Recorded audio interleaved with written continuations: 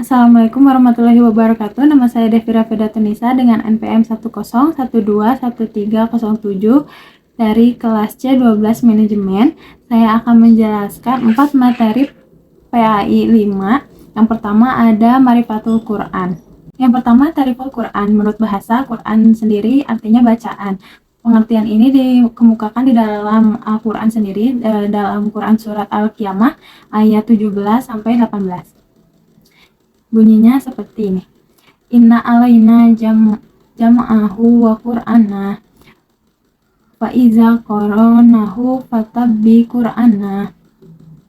Yang artinya, sesungguhnya mengumpulkan Al-Quran di dalam dadamu dan menetapkan bacaannya pada lidahmu itu adalah tanggungan kami. Karena itu, jika kami telah membacakannya, hendaklah kamu ikuti bacaannya. Adapun menurut istilah Al-Quran, kalamullah yang artinya kalam Allah yang merupakan mukjizat yang diturunkan kepada qalbu Nabi Muhammad yang disampaikan secara mutawatir dan membacakannya adalah ibadah. Kalamullah ini telah ditegaskan dalam Quran surat An-Naim ayat 3-4. Berikutnya mukjizat. Mukjizat artinya suatu perkara yang luar biasa yang tidak akan mampu manusia membuatnya karena hal itu di luar kesanggupannya. Mukjizat ini dianugerahkan kepada Nabi Muhammad dan Rasul dengan maksud menguatkan kenabian dan kerasulannya, serta menjadi bukti bahwa agama yang dibawakan oleh mereka benar-benar dari Allah Subhanahu wa Ta'ala. Adapun dari surat Al-Baqarah ayat 23 yang artinya, dan jika kamu tetap dalam keraguan tentang Al-Quran yang kami wahyukan kepada hamba kami, buatlah satu surat saja yang semisal Al-Quran itu dan ajaklah penolong-penolongmu selain Allah jika kamu orang-orang yang memang benar. Yang ketiga, Al-Munazzalu ala qalbi Muhammad SAW. Al-Quran itu diturunkan khusus kepada Nabi Muhammad, sedangkan kalam Allah yang diturunkan kepada nabi-nabi selain Nabi Muhammad, seperti Taurat yang diturunkan kepada Nabi Musa atau Injil yang diturunkan kepada Nabi Isa, jika bisa dinamakan atau disebut sebagai Al-Quran. Demikian pula hadis Qudsi tidak bisa disamakan dengan Al-Quran. Telah tercantum dalam Quran surat Asy-Syu'ara ayat 192-195. Bagaimana caranya? Yang pertama berupa impian yang baik waktu beliau tidur. Yang kedua, malaikat membawa wahyu itu menampakkan dirinya. Yang ketiga, wahyu itu merupakan bunyi genta. Yang keempat, tidak datang dengan perantara. Dan terakhir, yang kelima, diterima di atas langit. Materi kedua ada Tariful Quran. Al-Quran disampaikan secara mutawatir sehingga terpelihara aslahnya atau hadisnya. Yang pertama, mutawatir dalam periwayatan Al-Quran. Mutawatir adalah bentuk al-fa'il dari tawataro, yatawataru, tawatur, yang menurut bahasa berarti sebagian mendatangi jejak sebagian lainnya secara sendiri-sendiri tanpa terputus. Yang kedua, sejarah periwayatan Al-Quran. Al-Quran diturunkan pada bulan Ramadan dan diturunkan selama sekitar 22 tahun, 2 bulan, 22 hari secara berangsur-angsur. Allah berfirman dalam Quran surat Al-Baqarah ayat 185 dan Al-Hijj ayat 9, yang artinya bulan Ramadan adalah bulan yang di dalamnya diturunkan Al-Quran sebagai petunjuk bagi manusia dan penjelasan-penjelasan mengenai petunjuk itu dan pembela antara yang benar dan yang batil. Berikutnya bunyi dari Al-Hijj ayat 9. Inna nahnu nazzalna dzikra wa inna lahu lahafizun. Yang artinya, sesungguhnya kamilah yang menurunkan Al-Quran dan pasti kami pula yang memeliharanya. Yang ketiga, metode periwayatan Al-Quran. Metode hifz, penghafalan dalam hati. Hafal dalam Kamus Besar Bahasa Indonesia berarti telah masuk dalam ingatan tentang pelajaran dan dapat mengucapkan di luar kepala tanpa melihat buku atau catatan lain. Pengumpulan jamu Al-Quran dalam pengertian menjaga dan menghafalnya di dalam hati telah dilaksanakan Rasulullah sebelum pengumpulan yang lain. Cara ini ditunjukkan dengan peristiwa Rasulullah yang membacakan Al-Quran kepada Jibril pada malam bulan Ramadan setiap tahun. Lalu melalui perawi dan para hufaz Al-Quran di zaman Rasulullah dan metode ras penulisan dalam mushaf, metode qiraat, metode tasjil atau perekaman. Lalu ada membacanya adalah ibadah. Tujuan diturunkan Al-Quran adalah untuk menjadikan pedoman manusia dalam menata kehidupan agar memperoleh kebahagiaan dunia dan akhirat. Dijelaskan juga dalam Quran Surat Al-Imran ayat 138 yang artinya, inilah Al-Quran, suatu keterangan yang jelas untuk semua manusia dan menjadi petunjuk serta pelajaran bagi orang-orang yang bertakwa. Ada juga dari Quran Surat Al-Baqarah ayat 285 yang artinya, Rasul atau Muhammad beriman kepada apa yang diturunkan kepadanya Al-Quran dari Tuhannya, demikian pula orang-orang yang beriman. Lalu ada juga dari Quran Surat Al-Insyirah ayat 82 yang artinya, dan kami turunkan dari Al-Quran sesuatu yang menjadi penawar dan rahmat bagi orang yang beriman, sedangkan bagi orang yang zalim Al-Quran itu hanya akan menambah kerugian. Materi ketiga ada Asma'ul Quran, nama-nama Al-Quran. Alkitab. Al-Quran disebut Alkitab sebagai isyarat bahwa Al-Quran harus ditulis.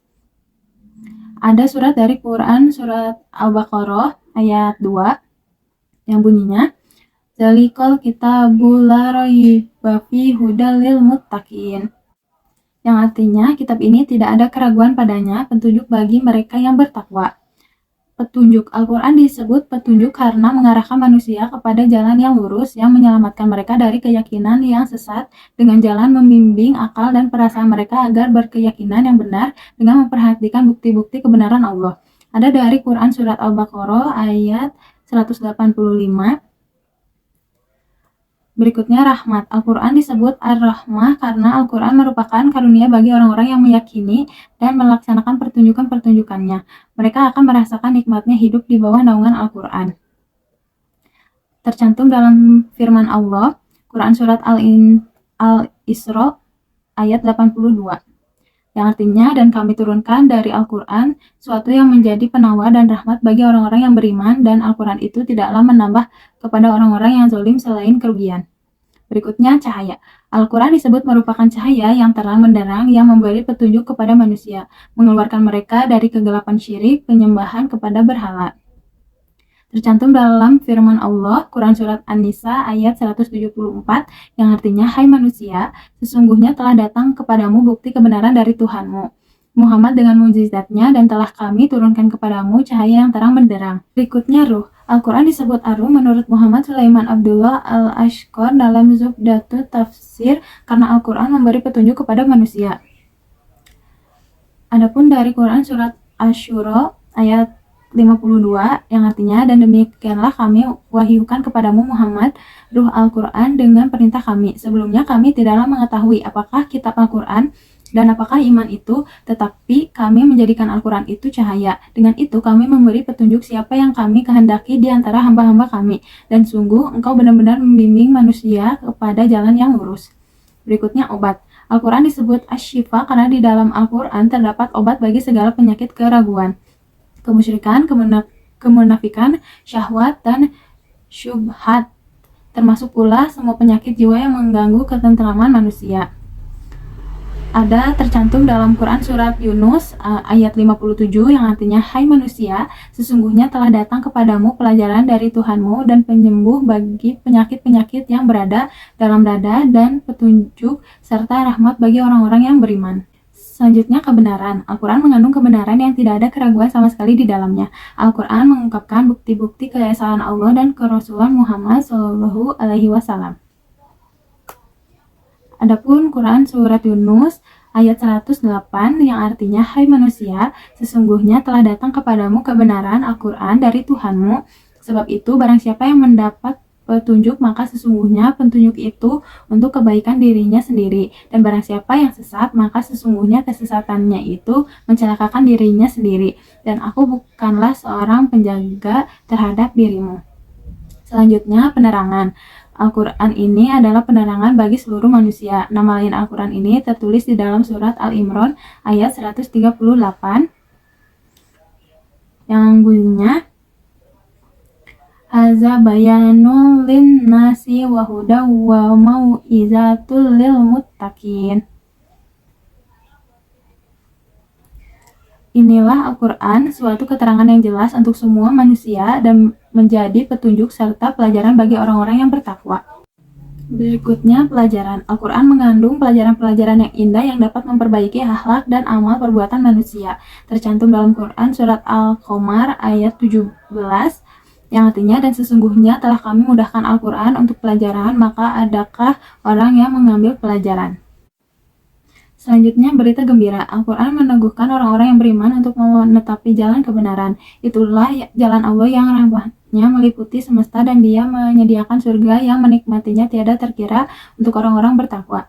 Tertulis dalam surat Quran An-Nahl ayat 89 yang artinya, dan kami turunkan kitab Al-Quran kepadamu untuk menjelaskan segala sesuatu sebagai petunjuk serta rahmat dan kabar gembira bagi orang-orang berserah diri muslim. Dan terakhir ada pengingat. Nama lain Al-Quran selanjutnya ini ada Az-Zikro. Allah menyebut nama Az-Zikro diantaranya adalah surat Al-Hijr ayat 9 yang bunyinya inna nahnu nazzalna dzikra wa inna lahu lahafizun, yang artinya sesungguhnya kamilah yang menurunkan Az-Zikro dan sesungguhnya kami benar-benar memeliharanya. Materi keempat ada fungsi Al-Quran. Kitab berita dan kabar. Al-Quran memuat kabar maha penting yaitu tentang hari kiamat. Disebutkan dengan istilah an-naba untuk menunjukkan betapa hakikat hari kiamat adalah informasi yang harus diketahui setiap orang, terutama mereka yang beriman. Allah berfirman dalam Quran surat An-Naba ayat 1-2 yang bunyinya amma yatasa'alun, tentang apakah mereka saling bertanya-tanya. Kebingungan orang kafir terjadi setiap saat dan selalu menghantui mereka sehingga pemandangan diskusi antara mereka terjadi di mana-mana. Anin naba'il azim, tentang berita yang besar hari berkebangkitan. Di sini ada dua kata yang menggambarkan dahsyatnya hari kiamat, yaitu kata an-naba, berita besar, dan al-azim, yaitu yang agung. Artinya tidak ada peristiwa apapun di muka bumi yang akan lebih dahsyat dari kejadian tersebut. Bukan hanya itu, saking agungnya setiap manusia wajib meyakininya. Siapa yang tidak yakin pasti celaka. Kitab hukum dan aturan. Beratnya tugas yang dilaksanakan Nabi diantaranya adalah membumikan keadilan dalam suatu masyarakat yang cukup menghiraukan yang namanya keadilan. Bagi masyarakat Arab, yang berlaku bagi mereka adalah kemuliaan komunitas atau suku ketika suku atau komunitas sudah dinilai mulia dan menonjol dari sekian komunitas lainnya. Allah berfirman dalam Quran surat Al-Maidah ayat 49-50 yang artinya, dan hendaklah engkau memutuskan perkara di antara mereka menurut apa yang diturunkan Allah, dan janganlah engkau mengikuti keinginan mereka, dan waspadalah terhadap mereka, jangan sampai mereka memperdayakan engkau terhadap sebagian apa yang telah diturunkan Allah kepadamu.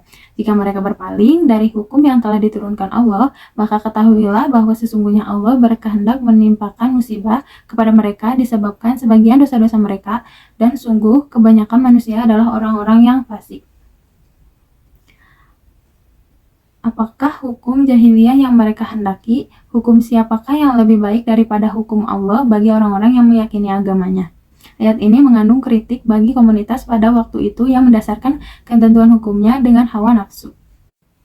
Kitab jihad. Jihad menurut bahasa berasal dari bahasa Arab yang bermakna mengerahkan segala kekuatan untuk mencapai dan menegakkan kebenaran yang diyakini berasal dari Tuhan. Kata jihad adalah derivasi dari kata jahada yajhudu yang artinya adalah usaha yang sungguh-sungguh. Allah berfirman pada Quran surat Al-Ankabut ayat 69 yang artinya, dan orang-orang yang berjihad untuk mencari keridhaan kami akan tunjukkan kepada mereka jalan-jalan kami, dan sungguh Allah beserta orang-orang yang berbuat baik.